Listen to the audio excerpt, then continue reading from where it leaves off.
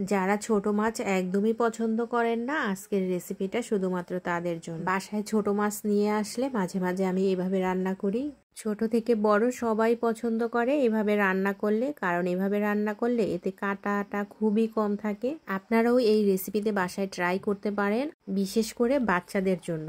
বাসায় নিয়ে আসলো অনেকগুলো পাঁচমিশালি মাছ, সেখান থেকে আমি ছোট ছোট মাছগুলোকে সরিয়ে কেটে ভালো করে ধুয়ে নিয়েছি। এখানে পাঁচমিশালি মাছ মানে সব ধরনের ছোট ছোট মাছগুলো এখানে আছে। এখন মাছটাকে ভালো করে মেখে নিব। 1 চামচ পরিমাণে হলুদের গুঁড়া, 1 চামচ মরিচের গুঁড়া আর পরিমাণ মতো কতগুলো পেঁয়াজ দিয়ে দিলাম। পেঁয়াজের পরিমাণটা বেশি হলে এটা খেতে বেশি ভালো লাগে। দিয়ে দিব এখন পরিমাণ মতো লবণ। আর এখানে আমি কাঁচা মরিচটা ব্যবহার করলাম না, কারণ হচ্ছে যেহেতু বাচ্চাদের জন্য তৈরি করছি, আপনারা ঝালটা আপনাদের পছন্দ অনুযায়ী ব্যবহার করবেন। এখানে দিয়ে দিলাম কিছুটা পরিমাণে আটা। আপনারা চাইলে চালের গুঁড়িটাও ব্যবহার করতে পারেন, তবে আমি এটা আটা দিয়েই তৈরি করলাম। এখন সবগুলো উপকরণ মাছের সাথে ভালোভাবে মেখে নিচ্ছি। মাখানোর পর দেখি মাছটা একদম শুকনো শুকনো ভাব চলে আসছে, তাই আমি এখানে একদম সামান্য পরিমাণে একটু জল ব্যবহার করলাম। আপনারা মাখানোর পরে যদি দেখেন যে জলের প্রয়োজন নেই, তাহলে জলটা দেবেন না। ভালোভাবে মাখানোর পরে এটাকে আমি 5-10 মিনিটের জন্য একটু রেস্টে রেখে দিব।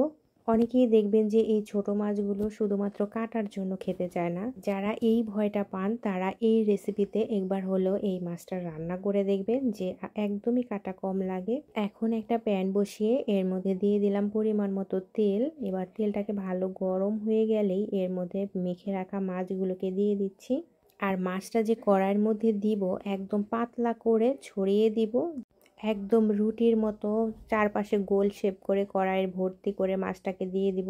এ পর্যায়ে চুলার জালটাকে একদম লোতে রেখে দিব, তাতে মাছটা ভিতর থেকে আস্তে আস্তে হবে আর মুচমুচে ভাবটা আসবে। একটা সাইড হয়ে গেলে এটাকে আস্তে আস্তে উল্টিয়ে দিব। এরপরে অন্য সাইডটা আবার ভেজে নিব, তাও আবার লোতে রেখে। আমার কাছে না বড় মাছের থেকে ছোট মাছগুলো বেশি ভালো লাগে, কিন্তু মাঝে মাঝে একটু প্যারা লাগে যে কাঁটা থাকে, এই জন্যই খেতে কষ্ট হয়। তো আমার মতো যাদের কাঁটা বাছতে সমস্যা, খেতে কষ্ট হয়, তারা কি করবেন, এইভাবে ছোট মাছ নিয়ে আসলে এভাবে রান্না করে ফেলবেন। আর এই মাছটা গরম গরম ভাতের সাথে, আর সাথে যদি থাকে পাতলা ডাল, এত ভালো লাগে। আর শুধু শুধু সস দিয়ে খেতেও পারবেন, এতটা মচমচে হয় এই মাছটা। তো দেখেন এই মাছটা রান্না করতে একদমই কম সময়, 10 মিনিটের মধ্যে এই মাছটা রান্না হয়ে যায়। এখন গরম গরম খাওয়ার পালা, গরম ভাতের সাথে। আর সাথে রান্না করেছি পাতলা ডাল। তো আমার রান্না এখানেই কমপ্লিট। রান্নাটা কেমন লাগলো অবশ্যই কমেন্টে জানাবেন। আজকে এই পর্যন্তই। সবাই ভালো থাকবেন, সুস্থ থাকবেন। কথা হবে নতুন কোনো রেসিপিতে।